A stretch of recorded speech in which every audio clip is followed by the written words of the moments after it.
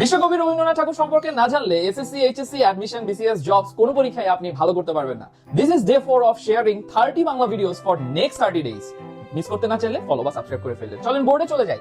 রবীন্দ্রনাথ ঠাকুর সম্পর্কে আমরা যদি জানতে চাই, তার জন্ম ছিল 1861 সালের 7ই মে এবং তিনি মৃত্যুবরণ করেছিলেন 1941 সালের 7ই আগস্ট।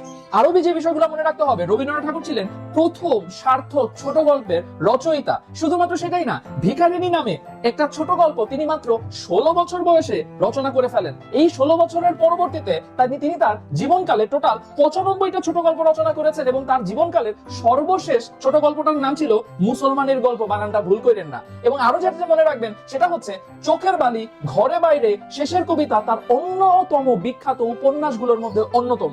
এবং শুধুমাত্র তাই না, নাটকগুলোর মধ্যে মুক্তধারা, রক্তকবরী আমাদেরকে কিন্তু অবশ্যই মনে রাখতে হবে। আর বিসিএস আর জবস এর জন্য আর অ্যাডমিশনের জন্য আরেকটা ইনফরমেশন, সেটা হচ্ছে তার প্রথম প্রকাশিত কাব্য কোনটা। এটা যদি প্রশ্ন আসে কি উত্তর করবেন এটা আমরা বুঝি না। মনে রাখবেন, কবি কাহিনী যেটা প্রকাশিত হয় 1878 সালে, আর বনফুল যেটা ছিল প্রথম লিখিত কাব্য। এটা কিন্তু লিখিত কাব্য ছিল না, প্রথম প্রকাশিত কাব্য হিসেবে ছিল কবি কাহিনী। প্রথম লিখিত কাব্য বনফুল 1880। তাহলে আমরা কিন্তু এই পার্থক্যটা বুঝে ফেললাম। এখন যদি রবীন্দ্রনাথ ঠাকুর সম্পর্কে প্রশ্ন আসে, আপনি উত্তর করতে পারবেন না। একটা সিকোয়েন্স, একটা ফ্লোতে কিন্তু আমরা শিখে ফেললাম। আপনাদের কমেন্টে একটা কাজ দেই, জন্মের এই ইংরেজি সালটা তো আমি বলে দিছি, বঙ্গাব্দ অর্থাৎ বাংলা সাল অনুযায়ী তার জন্ম এবং মৃত্যুটা কমেন্টে লিখে জানান। আর এরকম প্রত্যেকদিন ভিডিও পেয়ে যাওয়ার জন্য ফলো বা সাবস্ক্রাইব করে ফেলেন, আর ভিডিওটা শেয়ার করতে ভুলে যাবেন না। দেখা হচ্ছে পরবর্তী ভিডিওতে।